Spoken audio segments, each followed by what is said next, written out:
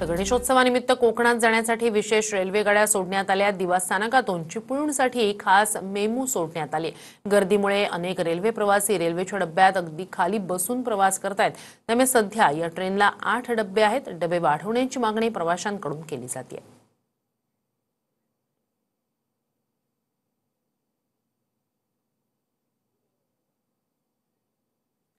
अधिक या सगळ्या संदर्भात जाणून घेऊया आपले प्रतिनिधी गणेश थोरात यांच्याकडनं। गणेश, दिवा, ठाणे या संपूर्ण परिसरातून मोठ्या संख्येने कोकणवासी निघत असतात। आत्ताची नेमकी काय स्थिती आहे? अधिकच्या आणखी किती गाड्या सोडल्या जाणार?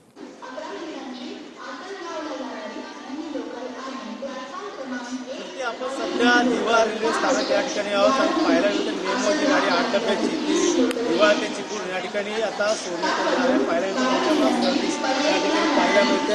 अनेक जण कोकणवासी गावी निघालेत, मात्र या ठिकाणी पाहायला गेलं तर गाड्यांची संख्या जे ते वाढवावी असं त्यांचं म्हणणं आहे। विशेष गाड्या देखील अनेक सोडण्यात आल्या, मात्र मेमो जी गाडी आहे ती मेमो गाडीची 8 डब्याची संख्या आहे, ती 8 डब्याची संख्या कुठेतरी वाढवावी असं त्यांचं म्हणणं आहे। मात्र काही माता आहेत ते आपल्या मुलांना आपल्या बाळकांना या ठिकाणी पाहायला गेलं तर मांडीवरती घेऊन प्रवास करतायत। मात्र रेल्वे प्रशासनाने कुठेतरी अशा प्रकारचे रेल्वेची डब्याची संख्या वाढवावी असं देखील त्यांचं म्हणणं आहे। ताई, कुठे चाललात? कशा प्रकारची संख्या वाढवावी?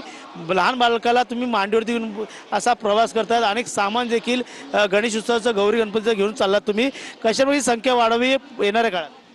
नाही, मला काय नाही बोलायचं। आता थोड्या वेळापूर्वी ते म्हणाले होते, मात्र आता ताई सांगा काय आपल्या TV 9च्या माध्यमातून काय तुमची मागणी असणार आहे या ठिकाणी आणि रेल्वेच्या डब्यांची संख्या कशावर वाढवावी, काय तुमचं म्हणणं आहे का? काय सांगाल? काही जण आता बोलायला आता मागत नाही, मात्र अशा प्रकारचा प्रवास जे करतायत त्या कायमुळे पाहिलं तर जे सीटवरती बसले त्यांच्या चेहऱ्यावरती हसू आहे, मात्र खाली जे बसले नक्कीच नक्कीच नक्कीच त्यामुळे जादा गाड्या सोडण्याची मागणी आता होते। तूर्तास धन्यवाद गणेश।